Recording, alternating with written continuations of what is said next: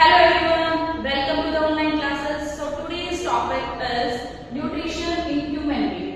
Last class में हमने discuss किया था nutrition in plant. So आपको एक जनरल सा आइडिया आ गया about the term nutrition.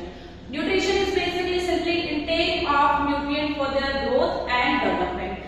Last class में हमने डिस्कस भी किया था कि जो न्यूट्रिशन का प्रोसेस है वो एज ए कैरेक्टरिस्टिक्स यूज करते हैं हम किसी भी लिविंग ऑर्गेनिज्म के लिए। अब हर लिविंग ऑर्गेनिज्म के अंदर न्यूट्रिशन परफॉर्म हो रहा है, क्या सेम मैनर में ये परफॉर्म होता है? नो। अगर हम बात करें बॉडी के ऑर्गेनाइजेशन की, यूनिसेलुलर एंड मल्टीसेलुलर ऑर्गेनिज्म, तो मल्टीसेलुलर ऑर्गेनिज्म का जो वे होता है न्यूट्रिशन का वो कंप्लीटली डिफरेंट होता है from unicellular organism due to complex body organisation. आपको पता है unicellular organism single cell contain करते हैं, तो उनके अंदर जो ये न्यूट्रिशन का प्रोसेस है वो बहुत सिंपल वे में हो जाता है। और अगर हम बात करें मल्टीसेलुलर ऑर्गेनिज्म, उनके अंदर well defined human digestive system present होता है, जिसकी वजह से वो फूड को इजीली डाइजेस्ट कर लेते हैं, न्यूट्रिशन के फंक्शन को परफॉर्म कर लेते हैं। Firstly we will discuss about the human digestive system. This is the diagram of human digestive system and human digestive system consists of mainly two parts. First is alimentary canal, second is digestive gland. So alimentary canal is basically start from mouth and up to anus. अगर हम बात करें alimentary canal की, तो alimentary canal क्या है? Tube like structure है जो स्टार्ट हो रहा है कहां से? माउथ से स्टार्ट हो रहा है, कहां पर फिनिश हो रहा है? एनएस पे फिनिश हो रहा है। अब हम ये देखते हैं कि इसी एलिमेंट्री कैनाल के थ्रू ही आपकी बॉडी के अंदर फूड का क्या होता है? ट्रांसपोर्ट होता है, और एट द लास्ट जो वेस्ट मटेरियल है वो एनएस के थ्रू क्या हो जाते हैं? बॉडी से रिमूव हो जाते हैं। अभी इसके अंदर आप देख रहे हो, अगर इसमें से फूड ट्रांसफर होगा एलिमेंट्री कैनाल में से, तो यहाँ की जो कैविटी है एलिमेंट्री कैनाल की, जो अंदर की कैविटी है वो क्या होनी चाहिए? होलो होनी चाहिए, मतलब खाली होनी चाहिए। इसी होलो कैविटी, जो एलिमेंट्री कैनाल की होलो कैविटी है, इसी होलो कैविटी को हम बोलते हैं गट। क्या बोलते हैं? गट बोलते हैं। Then elementary canal consists of various parts. First is it start from mouth. Mouth first. Second part is buccal cavity. Buccal cavity also known as oral cavity and mouth cavity. Third part is pharynx. Next part is esophagus. Then esophagus enter into the stomach. Stomach connect with small intestine. Small intestine enter into the large intestine. At the last part is anus. And human digestive glands contain, first is salivary gland. Salivary gland present in buccal cavity. Second gland is gastric gland. Gastric gland present in stomach. Third is pancreas. And fourth is liver. ये चार major gland जो help करती है food को digest करने में। अब हम एलिमेंट्री कैनाल के एक एक पार्ट को वन बाय वन डिस्कस करते हैं। First is mouth. Mouth is just an opening, जिसके थ्रू हम फूड को क्या करते हैं? इनटेक करते हैं। Then food transfer up to the buccal cavity. Buccal cavity consist of mainly two part. First is teeth and second one is tongue. अगर हम बक्कल कैविटी की बात करें तो उसके अंदर दो पार्ट होते हैं, एक होता है टीथ और दूसरा होता है टंग। दोनों हेल्प करते हैं कौन सा प्रोसेस में? डाइजेशन प्रोसेस में। कौन सा प्रोसेस में हेल्प करते हैं? डाइजेशन प्रोसेस में हेल्प करते हैं। अगर हम बात करें टीथ की, तो teeth help in cutting, chewing and biting of the food. Basically food को चीव करना है, कट करना है, बाइट करना है, वो आप किसकी हेल्प से करोगे? टीथ की हेल्प से करोगे। नेक्स्ट टंग किसमें हेल्प करती है? बेसिकली फूड को टेस्ट करने में with the help of different taste buds. इसकी हेल्प से टेस्ट करते हैं, टेस्ट बर्ड्स की हेल्प से, जो किसमें मिलती है? हमें टंग के अंदर मिलती है। अगर हम बात करें क्या कोई और फंक्शन है टंग का, तो आप क्या बता सकते सकते हैं रोटेशन ऑफ फूड। अगर आपने एक बाइट इधर लिया है तो आप इसको इधर ट्रांसफर करेंगे, किसकी हेल्प से ट्रांसफर करेंगे? टंग की हेल्प से। और अगर हम बात करें, आप स्पीक करते हो, आप बोलते हो, वैसे तो नॉर्मली वॉइस बॉक्स हम किसको मानते हैं? लाइनेक्स को बोलते हैं। बट अगर आप वॉइस बॉक्स सिर्फ क्या क्रिएट करता है? वाइब्रेशन क्रिएट करता है। उसको वर्ड्सिंग मींस वर्ड्स कौन देता है? जो आप बोल पा रहे हो, किसकी हेल्प से बोल पाते हो? टंग की हेल्प से। She, this is the different taste buds present in the tongue. This is sweet taste bud, then next salt, sour and bitter. अब एक चीज आप आइडेंटिफाई इजीली कर पा रहे हैं इसमें, अगर हम सेंटर की बात करें, टंग के सेंटर की बात करें, तो उसमें कोई भी टेस्ट बर्ड्स प्रेजेंट नहीं होती। नेक्स्ट, अब अगर आपसे ये पूछा जाए बक्कल कैविटी कौन सी ग्लैंड को कैरी कर रहा है, तो आप बताएंगे कि बक्कल कैविटी के अंदर कौन सी ग्लैंड प्रेजेंट होती है? Mainly salivary gland. ऐसे सलाइवरी ग्लैंड का एक ही होती है और डिफरेंट टाइप की होती है। अगर हम बात करें सलाइवरी ग्लैंड के टाइप सी, तो आपकी बक्कल कैविटी में टोटल कितनी सलाइवरी ग्लैंड मिलती है? 3 मिलती है। फर्स्ट इज पैरोटिड, नंबर कितने हैं उसके? 2। इट मींस आपके बक्कल कैविटी में 2 पैरोटिड ग्लैंड मिलेगी। देन सेकंड इज सबमैंडिबुलर, कितनी है? 2 है। नेक्स्ट इज सबलिंगुअल, सबलिंगुअल भी कितनी है? 2। बट ओवरऑल जब आप टाइप्स की बात करोगे तो कितनी टाइप की सलाइवरी ग्लैंड है? ओनली 3 टाइप की ग्लैंड है। नेक्स्ट, अगर हम बात करें कि मेनली कौन सा फ्लूइड को रिलीज कर रही है, या फिर अगर हम उससे पहले डिस्कस करते हैं कि salivary gland is endocrine gland और एक्सोक्राइन ग्लैंड। अब जब 2 ग्लैंड को हम डिफरेंशिएट कर रहे हैं, आपकी बॉडी में 2 मेजर ग्लैंड है, एक्सोक्राइन ग्लैंड और endocrine gland. Exocrine gland responsible होती है किसके लिए? फ्लूइड्स को रिलीज करने में। एंडोक्राइन ग्लैंड रिलीज करती है बेसिकली हार्मोन। तो अभी फिलहाल हमें हार्मोन्स के बारे में डिस्कस नहीं करना, हमें सिर्फ किसके बारे में डिस्कस करना है? फ्लूइड। और फ्लूइड को कौन रिलीज कर रहा है? एक्सोक्राइन ग्लैंड रिलीज कर रही है। एक्सोक्राइन ग्लैंड की क्या होती है बेसिकली? उनके एग्जांपल्स की हम डाइजेशन में डिस्कस करेंगे। जैसे कि फर्स्ट ये जो हमने बात की salivary gland, salivary gland is also a exocrine gland that release saliva. क्या रिलीज करती है? सलाइवा रिलीज करती है, जो आपकी माउथ के अंदर लार होती है बक्कल कैविटी में, दैट इज सलाइवा। अब सलाइवा के अंदर बेसिकली क्या चीज प्रेजेंट होती है? क्या उसका पीएच होता है?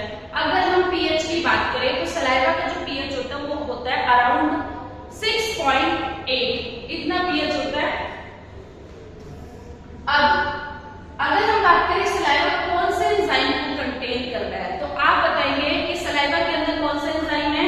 Salivary amylase. कौन सा एंजाइम है? Salivary amylase that help in breakdown of 30% starch. अगर आपसे कोई ये पूछे कि आपकी बॉडी में जो डाइजेशन का प्रोसेस है वो कहां से स्टार्ट हो रहा है, तो आप क्या बताएंगे? It start from buccal cavity. जो फूड का डाइजेशन है वो कहां से स्टार्ट हो रहा है? बक्कल कैविटी स्टार्ट हो रहा है। और सबसे पहले किस फूड का डाइजेशन स्टार्ट होता है बक्कल कैविटी में? तो आप बताएंगे कार्बोहाइड्रेट। और कार्बोहाइड्रेट में ही 30%, ओनली 30% स्टार्च का डाइजेशन होता है। Starch is a complex carbohydrate. जब उस पे सलेवरी अमाइलेज एक्ट करेगा तो एक सिंपल फॉर्म बनेगी, दैट इज माल्टोज। अब ये था जो स्टार्च है वो है पॉलीसेकेराइड, जब हम उसको ब्रेक करेंगे तो क्या बनेगा? डाइसेकेराइड। और फर्दर हम जब डाइसेकेराइड को ब्रेक करेंगे तो क्या बनेगा? मोनोसेकेराइड। बट यहाँ पर भी बक्कल कैविटी में सिर्फ आपका डाइसेकेराइड फॉर्म होता है। डाई से मोनोसेकेराइड आपके कहां पर फॉर्म होगा? स्मॉल इंटेस्टाइन में, जहां पर आपका कंप्लीट डाइजेशन होगा। Next is lysozyme. लाइसोजाइम क्या होता है? एक एंजाइम होता है जो किसके अंदर मिलता है? बेसिकली सलाइवा के अंदर मिलता है, जो एक्ट करता है किसके ऊपर? बैक्टीरिया के ऊपर। अगर बाई चांस फूड के साथ कोई भी माइक्रोब आपकी बॉडी में, माउथ में एंटर कर जाता है जो बॉडी के लिए हार्मफुल हो सकता है, तो उसको लाइसोजाइम वहीं की वहीं क्या कर देता है? किल कर देता है with the help of lysozyme enzyme. अब जब फूड बक्कल कैविटी से फेरिंक्स के अंदर ट्रांसफर होगा तो उसको हम फूड ना बोलकर क्या बोलेंगे? बोलस बोलेंगे। क्या बोलेंगे? उसको हम बोलस बोलेंगे। नेक्स्ट इज, अगर हम टीथ की बात करें तो आपको पता है लाइफ टाइम में हमारे माउथ के अंदर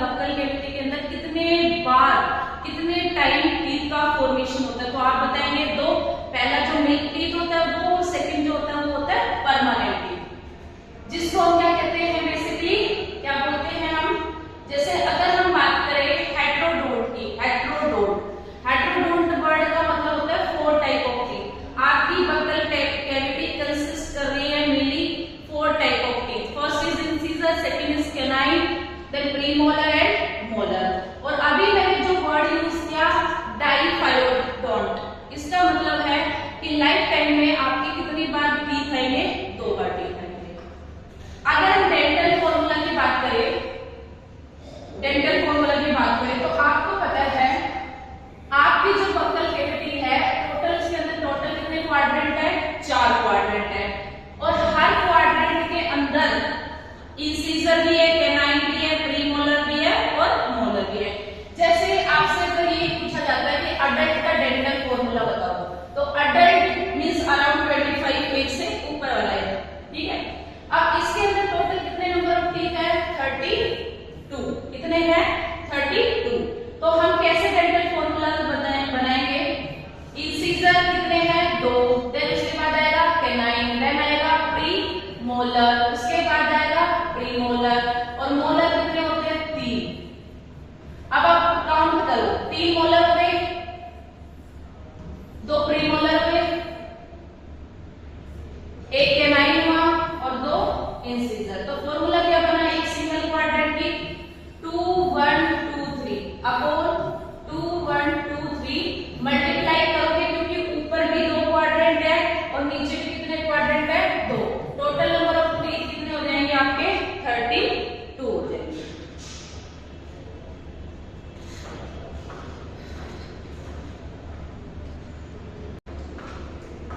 पाइलोरिक स्फिंक्टर्स क्या करता है? जैसे फूड स्टमक से स्मॉल इंटेस्टाइन के अंदर ट्रांसपोर्ट होता है तो वापस बैक ना हो, स्मॉल इंटेस्टाइन से वापस स्टमक के अंदर फूड एंटर ना करे, तो उसी चीज से प्रिवेंट करने के लिए कौन होता है? Pyloric sphincter. Pyloric sphincters present होता है between the stomach and the small intestine. अगर आपसे ये पूछा जाए कि स्टमक के अंदर कोई ग्लैंड है तो आप बताएंगे हाँ। कौन सी ग्लैंड है? गैस्ट्रिक ग्लैंड है। Gastric gland contain gastric juice. और अगर हम बात करें गैस्ट्रिक जूस को सिक्रीट करने वाली जो सेल्स होती है वो कौन सी होती है? Gastric secretory cell, chief cell, parietal cell and mucosal cell. ये 3 ग्लैंड है जो बेसिकली क्या रिलीज करती है? गैस्ट्रिक जूसेस को सिक्रीट करती है। Chief cell secrete pepsinogen and prorennin. Parietal या फिर उसको हम बोल सकते हैं ऑक्सेंटिक सेल। ऑक्सेंटिक सेल क्या रिलीज करती है? एचसीएल को। Mucosal cell secrete mucus. अब अगर हम बात करें क्या स्टमक के अंदर एचसीएल है? हाँ, स्टमक के अंदर एचसीएल है, तो उस स्टमक को एचसीएल से प्रिवेंट करने के लिए क्या होता है? क्या होता है? म्यूकस। अगर हम बात करें ये जो स्टमक है, इस स्टमक की जो लाइनिंग है वो कंटिन्यूअसली क्या रिलीज करती रहती है? म्यूकस सिक्रीट करती रहती है, जिसकी वजह से आपका जो स्टमक है वो प्रिवेंट रहता है किससे? एचसीएल से। नेक्स्ट इज क्या एचसीएल का कोई रोल है? हाँ, एचसीएल का क्या रोल है? जैसे लाइसोजाइम ने वर्क किया था एंटीबैक्टीरियल की तरह, ऐसे ही सेम एचसीएल भी एंटी माइक्रोबियल होता है, मतलब माइक्रोब्स को किल करने में हेल्प करता है। Next gastric enzymes.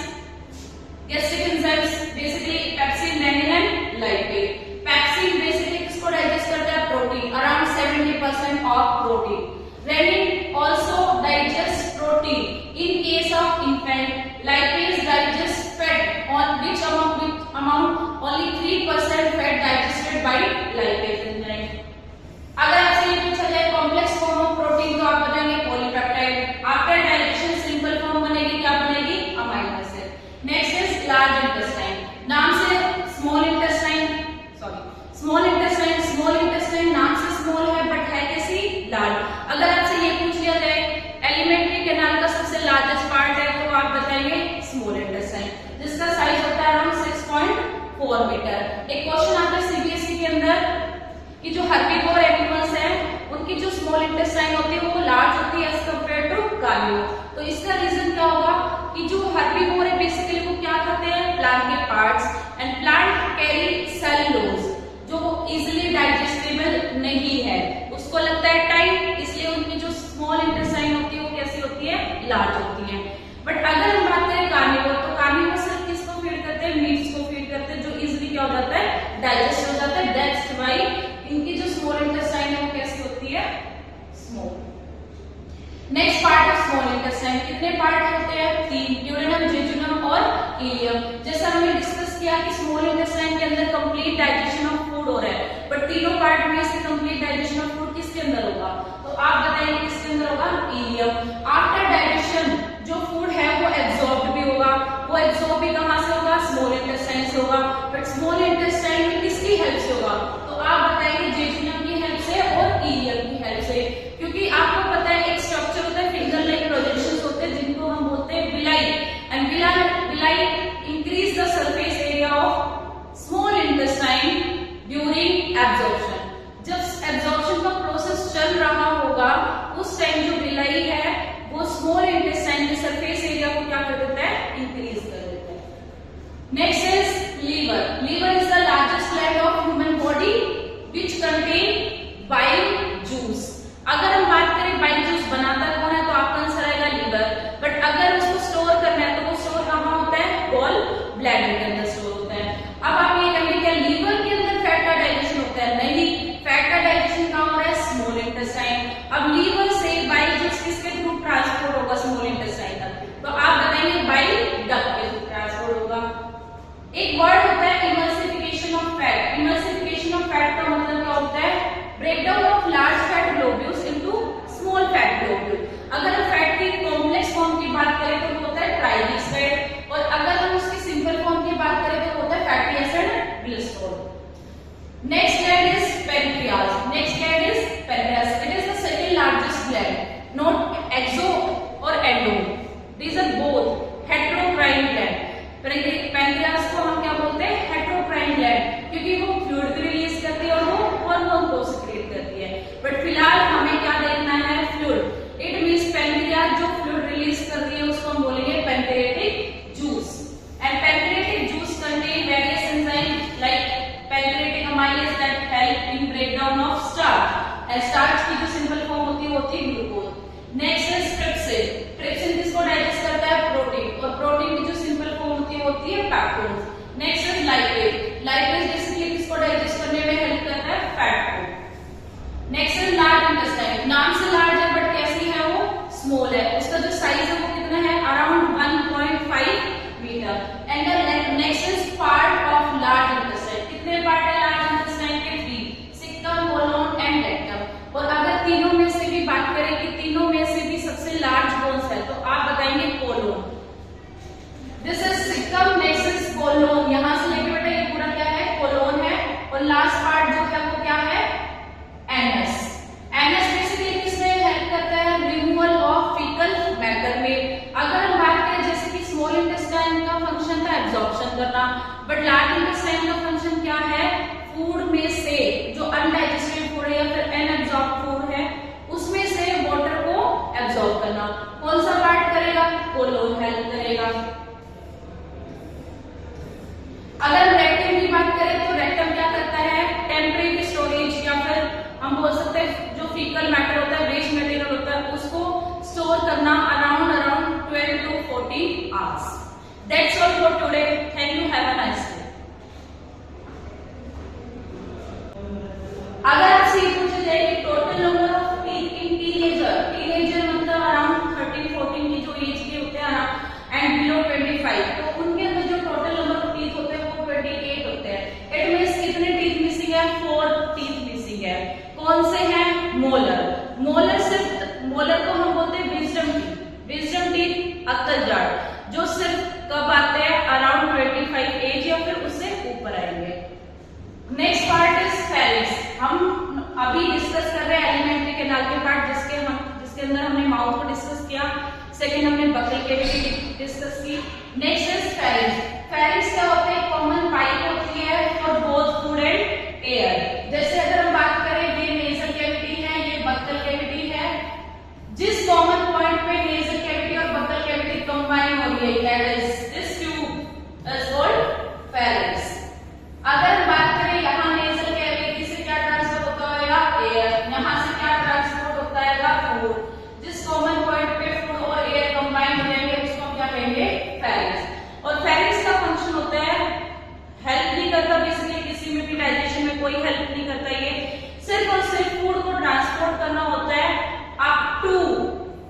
अब ये जो है, ये जो फेरिंक्स है ये फर्दर क्या हो जाती है? आगे जाके डिवाइड हो जाती है 2 ट्यूब में। जो आगे की साइड है, फ्रंट साइड जो है उसको हम बोलते हैं विंड पाइप, और जो पीछे की साइड है उसको हम बोलते हैं food pipe. And opening of wind pipe is called glottis, and opening gullet. जहां से फूड पाइप ओपन हो रही है उस ओपनिंग को क्या बोला जाएगा?